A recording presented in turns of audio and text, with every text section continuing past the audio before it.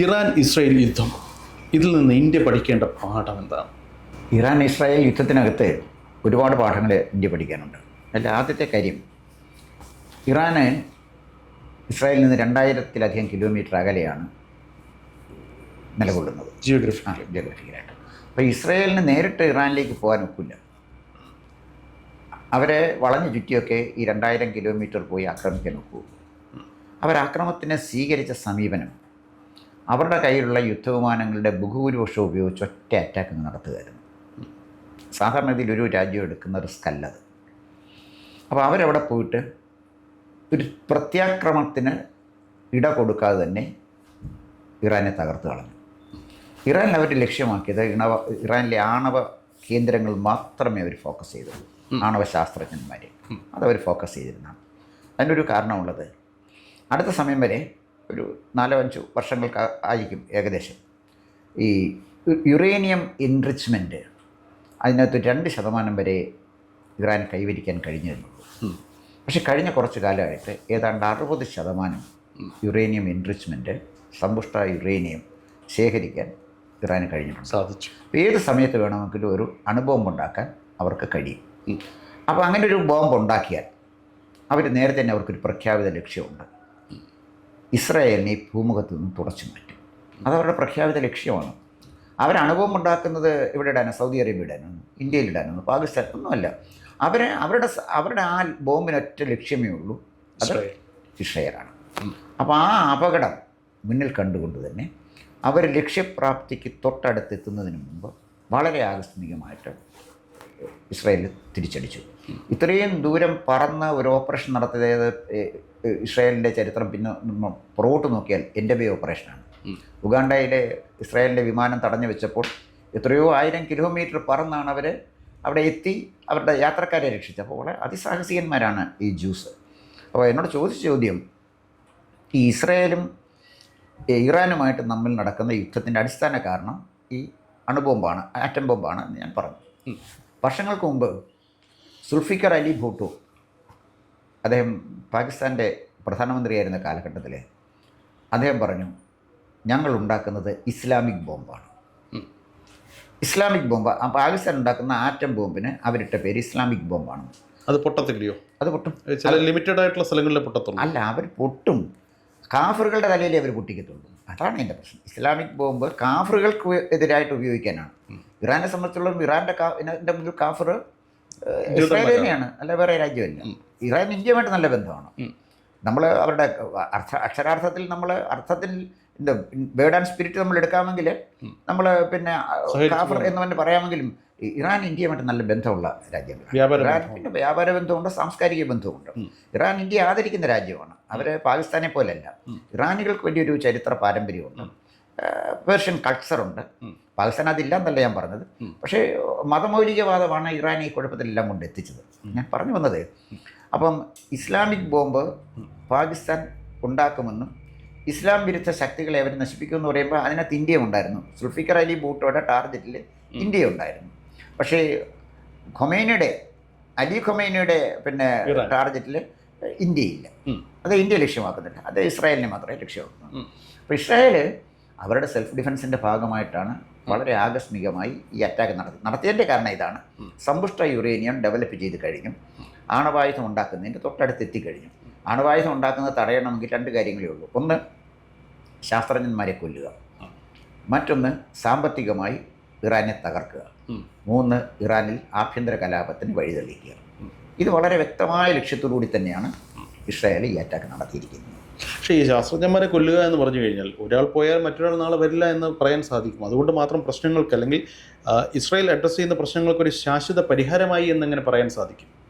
ശാസ്ത്രജ്ഞന്മാരെ കൊന്നാൽ ഇന്നല്ലെങ്കിൽ നാളെ മറ്റൊരാൾ വരുമോ എന്ന് ചോദിച്ചു കഴിഞ്ഞാൽ, ഇന്ത്യ ആണവശക്തിയായി ഡെവലപ്പ് ചെയ്തുകൊണ്ടിരിക്കുന്ന ഒരു കാലഘട്ടത്തിലാണ് ഹോമി ഭാവയെ ആൽപ്സ് പർവ്വത നിരവധിയിൽ വെച്ച് അദ്ദേഹം സഞ്ചരിച്ച വിമാനം തകർന്ന് മരിക്കുന്നത്. അതൊരു ഹോമി ഭാവയെ കൊല്ലാനായിരുന്നു. ഹോമി ഭാവ എന്ന് പറയുന്നൊരു ശാസ്ത്രജ്ഞൻ്റെ തലച്ചോറിനാണ് വില. 100 ശാസ്ത്രജ്ഞന്മാർ വേണ്ട, ഒരാളുടെ. അപ്പോൾ പിന്നെ ആൽബർട്ട് ഐൻസ്റ്റീൻ ഒരു ശാസ്ത്രജ്ഞനാണ് അല്ലേ, 100 ശാസ്ത്രജ്ഞന്മാരല്ലല്ലോ.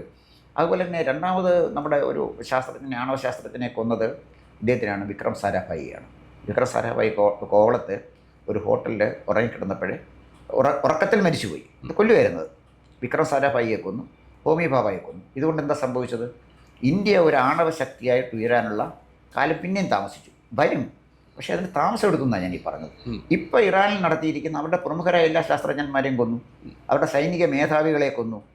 അപ്പോൾ അതോടുകൂടി ഇറാൻ്റെ നട്ടലൊടിഞ്ഞു. ഇപ്പോൾ ആയത്തുള്ള ഖൊമേനിയെ ഉള്ള അവിടെ, അലി ഖൊമേനി, ആയത്തുള്ള ഖൊമേനി അല്ല, അലി ഖൊമേനി അവിടെ ഉള്ളൂ.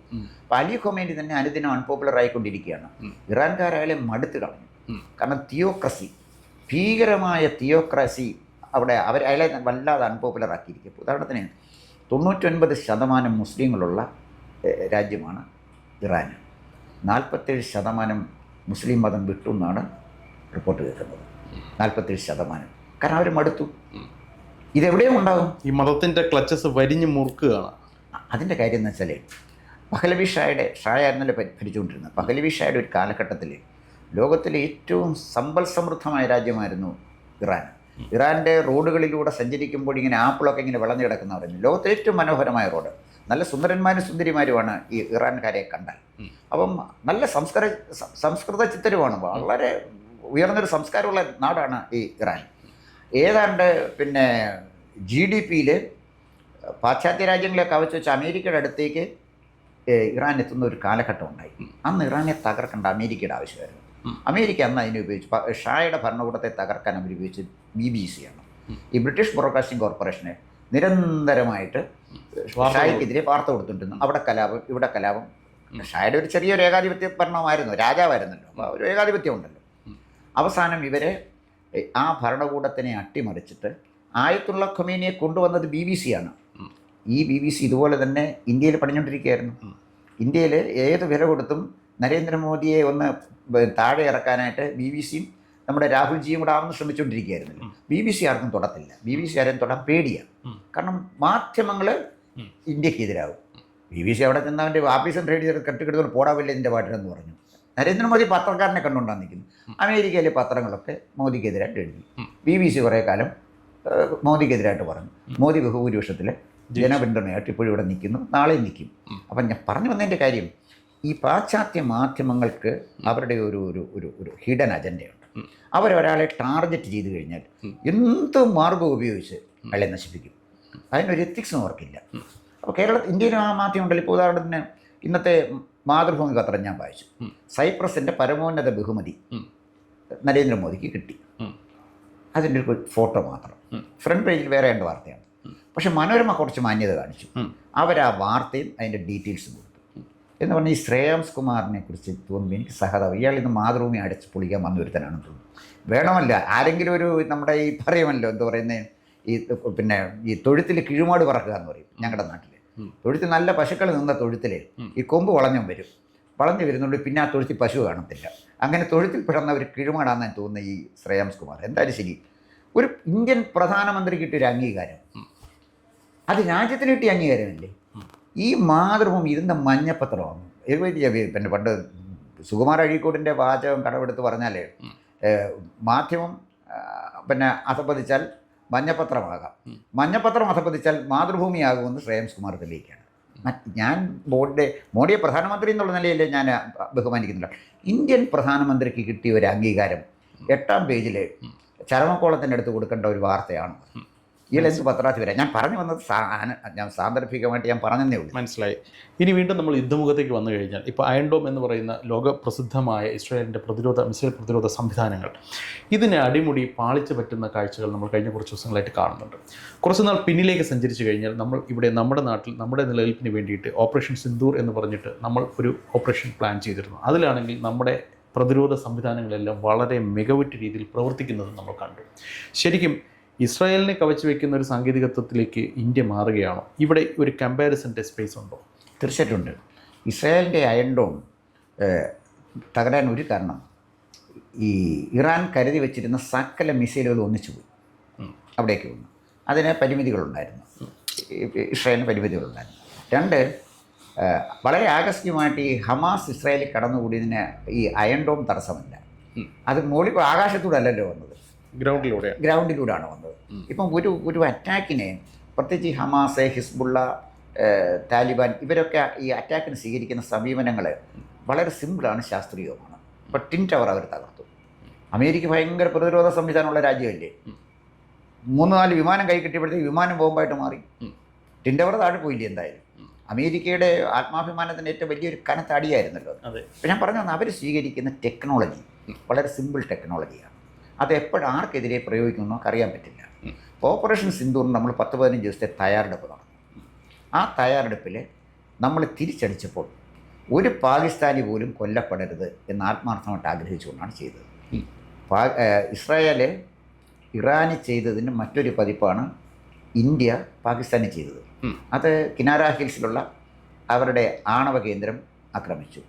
നൂർഖാൻ എയർപോർട്ട് ഇന്ത്യ തകർത്തു. 12 സ്ഥലങ്ങൾ പാകിസ്ഥാൻ്റെ നമ്മൾ ആക്രമിച്ചു എന്നാണ് നമ്മൾ അവകാശപ്പെടുന്നത്. പാകിസ്ഥാൻ പറയുന്നു 18 സ്ഥലങ്ങൾ ആക്രമിച്ചു എന്ന്.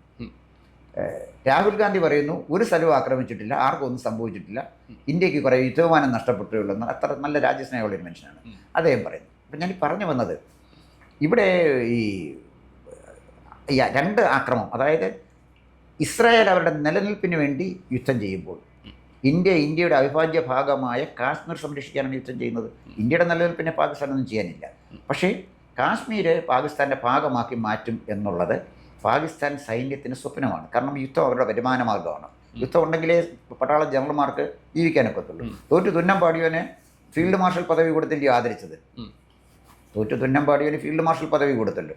അത് ഇന്ത്യയിലും നടന്നിട്ടുണ്ട്. 62-ൽ ചൈന നമ്മളെ ആക്രമിച്ചപ്പോൾ അവിടെ ഒരു TN കൗൾ പറഞ്ഞു, ജനറൽ കൗൾ, അയാളായിരുന്നു, പിന്നെ TN എന്നാണോ ഇനിഷ്യലി ഞാൻ ഓർക്കുന്നില്ല, ജനറൽ കൗൾ ഇനിഷ്യലി ഞാൻ ഓർക്കുന്നില്ല, നെഹ്റുവിൻ്റെ കസിനായിരുന്നു. അങ്ങനെയായിരുന്നു അവിടെ കമാൻഡ് ഉണ്ടായിരുന്ന ആൾ, ജനറലായിരുന്നു.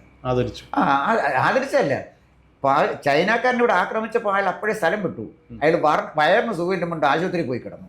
യുദ്ധം അവസാനിച്ചപ്പോൾ തിരിച്ചു വന്നു. അയക്കേണ്ട പിന്നെ വീരചക്രവാന്ന് ഏത് വീരചക്രവാൻ നെഹ്റു കൊടുത്തതെന്ന് എനിക്കറിഞ്ഞൂടാ. അപ്പം ഞാൻ പറഞ്ഞു വന്നത്, ഈ സംവിധാനങ്ങളെക്കുറിച്ച് ഞാൻ പറഞ്ഞ കൂട്ടത്തിൽ പറഞ്ഞതേ ഉള്ളൂ. അപ്പോൾ ഇത് ഇന്ത്യയും അതുപോലെ തന്നെ ഇസ്രായേലും രണ്ടിടത്തും നേരിടുന്നത് മതമൗലികവാദത്തിൻ്റെയും ഭീകരവാദത്തിൻ്റെയും അക്രമമാണ്. 2 കൂട്ടരും സമാധാനം ആഗ്രഹിക്കുന്നത്. ഇസ്രായേൽ നിലനിൽപ്പിന് വേണ്ടി യുദ്ധം ചെയ്തത്. ഇസ്രായേലിലൊരു അണുബോംബ് വീണാൽ പിന്നെ രാജ്യം കാണത്തില്ല, അതോടെ തീർന്നു. ഒരു ചെറിയ പട്ടണമാണ് ഇസ്രായേൽ എന്ന് പറയുന്നത്. ഇത്ര രാജ്യമല്ലേ ഉള്ളൂ, അത് തകർക്കാൻ ഈസിയല്ലേ.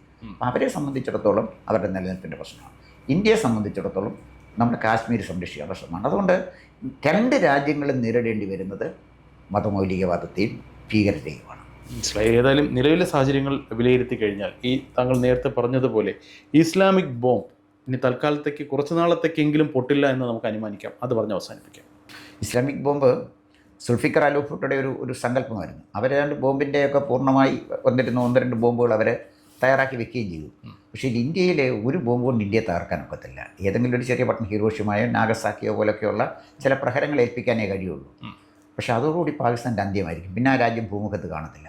ഒരു പക്ഷേ അതിന് പാകിസ്ഥാൻ സമയം കിട്ടുമെന്ന് എനിക്ക് തോന്നുന്നില്ല. പാക് ഒക്കുപ്പൈഡ് കാശ്മീരിലെ ബഹളങ്ങളായി കഴിഞ്ഞു.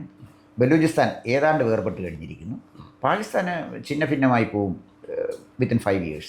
ആ തരത്തിലാണ് പാകിസ്ഥാൻ പോകുന്നത്. കാരണം ഇറാൻ്റെ നാശത്തിൻ്റെ കാരണവും മതമൗലികവാദമാണ്. പാകിസ്ഥാൻ്റെ നാശത്തിൻ്റെ കാരണവും മതമൗലികവാദമാണ്.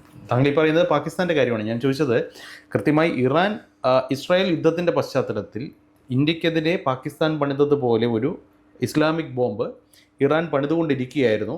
ഇപ്പോഴത്തെ യുദ്ധത്തിൻ്റെ പശ്ചാത്തലത്തിൽ ഇനി എന്തായാലും for the time being at least ഈ പറയുന്ന സോ കോൾഡ് ഇസ്ലാമിക് ബോംബ്, ഇറാനിൽ നിന്ന് ഒരു ബോംബ് ഇസ്രായേൽ വീഴില്ല എന്ന് അനുമാനിക്കാമോ? അല്ല, താൽക്കാലികമായിട്ട് ഇപ്പം അന്വേഷണം മുമ്പ് പറഞ്ഞ പോലെ തന്നെ ആണവശാസ്ത്രജ്ഞന്മാർ, ഭാവിയിലുള്ള ആണവശാസ്ത്രജ്ഞന്മാരെ കൊല്ലാനൊക്കത്തില്ലല്ലോ. നിലവിലുള്ളവരല്ലേ കൊല്ലാൻ പറ്റുള്ളൂ. ഇറാൻകാർ വളരെ ബുദ്ധിമാന്മാരായ ഒരുപാട് ശാസ്ത്രജ്ഞന്മാർ ഇറാനുണ്ട്. അവർ ബുദ്ധിമാന്മാർ തന്നെയാണ്. അവരിനിയും ആണവശാസ്ത്രജ്ഞന്മാരെ വളർത്തിയെടുക്കും.